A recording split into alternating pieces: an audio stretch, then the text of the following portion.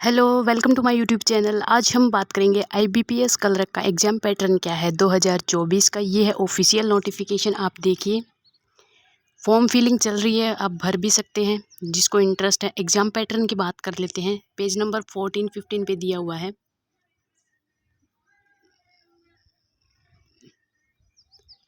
ठीक है, तो 15 पेज नंबर पे चलते हैं हम।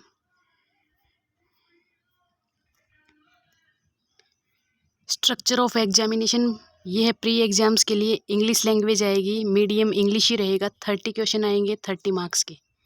20 मिनट्स मिलेंगे आपको ईच सेक्शन के। फिर उसके बाद है आपकी न्यूमेरिकल एबिलिटी का मतलब होता है मैथमेटिक्स। 35 क्वेश्चन आएंगे, 35 मार्क्स के, और 20 मिनट्स ही आपको इसकी मिलेंगी। आप ये नहीं है कि ऐसे कर सकते हो कि भाई मैं सारा टाइम इंग्लिश को ही दे दूँ, मैं सारा मैथ्स को ही दे दूँ। नहीं, 20 मिनट्स ही मिलेंगे आपको। फिर उसके बाद है आपका रीजनिंग। 35 question, 35 marks, 20 minutes.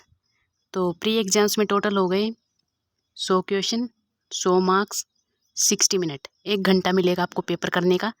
और आपके तीनों चीज़ों के 20-20 मिनट हैं।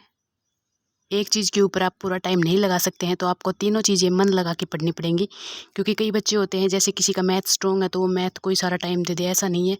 इसमें तीनों चीज़ आपको इक्वल पढ़नी पड़ेंगी, इंग्लिश, न्यूमेरिकल एबिलिटी और रीजनिंग। जब आप ये फर्स्ट पेपर या फिर प्री एग्जाम्स क्लियर कर लोगे, उसके बाद ही आप मेंस में जा पाओगे, वरना मेंस में नहीं जा पाओगे। ठीक है, तो इसके बाद इसकी मेरिट लिस्ट आती है। उसके बाद होता है आपका मेंस एग्ज़ाम। मेंस एग्ज़ाम में आपका क्या है, जनरल अवेयरनेस है, जैसे कि जीके वगैरह। 50 क्वेश्चन आएंगे, 50 मार्क्स के। 35 मिनट्स मिलेंगे आपको। ठीक है, फिर इंग्लिश 40 क्वेश्चन, 40 मार्क्स, 35 मिनट्स मिलेंगे आपको। ठीक है, फिर उसके बाद रीजनिंग है और कंप्यूटर से रिलेटेड क्वेश्चन मिलेंगे। 50 क्वेश्चन, 60 मार्क्स के, 45 मिनट मिलेंगे आपको।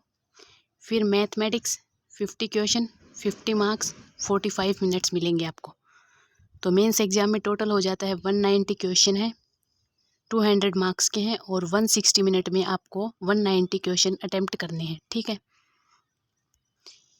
फिर उसके बाद है,